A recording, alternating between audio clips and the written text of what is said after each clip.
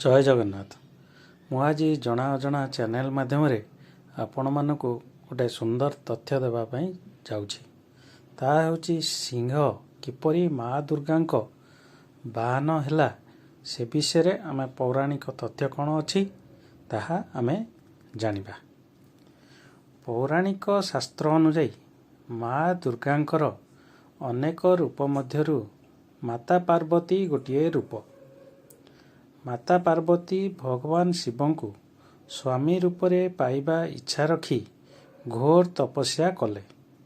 तांको कठिन तपस्या प्रसन्न होई भगवान शिव तांको विवाह कले। घोर तपस्या जोगु माता पार्वती देह कला पड़ जाइथिला। दिने भगवान शिव तांको तांको कला रंग जोगु कथबार्ता भितरे काली बोली कहीदेले। यही कथारे देवी पार्वती को भल लगिला नहीं। तेणु से मन दुख करी पुणी तपस्या करने को चली गले। बणरे तपस्या करुथिबा समय गोटे सिंह आहार खोजुथिला। सेतबेले सेही सिंहटी माता पार्वती को तपस्या करुथिबार देखिला। देवी को तपस्या मग्न थिबा देखि से सेहीटी अपेक्षा कला।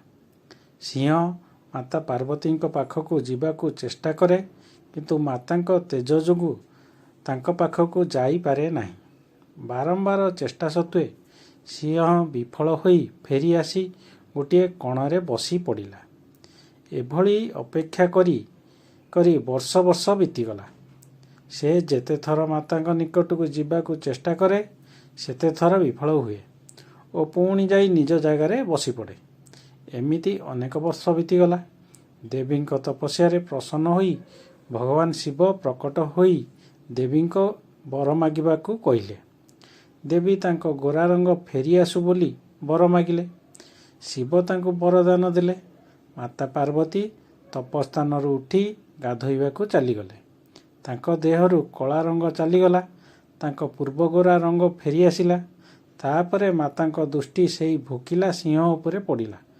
माता पार्वती भगवान शिव को कहिले, प्रभु एई सिंहटी वर्ष वर्ष धरी मते खाइबा पई अपेक्षा करिछि। जेतिकी वर्ष मु तपस्या करिछि से मध्य एइटी बसी रहिछि। तेणु ता तपस्या मो तपस्या सह समान। एणु हे प्रभु एई सिंहटी को मो बाहन करिदेबार आशीर्वाद दियंतु। भगवान शिव सिंहर एई तपकथा शुणी प्रसन्न होई मातांको बाहन हेबार आशीर्वाद देले। सेही दिनरु माता सिंह को निजर बाहन करी ता उपरे बसिले। आउ सेबेठारु माता पार्वती को सिंह बाहिनी बोली कुहा जाए। एही पौराणिक तथ्यटी आपनको किपरि लागिला ता लाइक और कमेंट्स माध्यम रे जणातु। जदि चैनल टी को सब्सक्राइब करि नांती तेबे वर्तमान सब्सक्राइब करि नियंतु।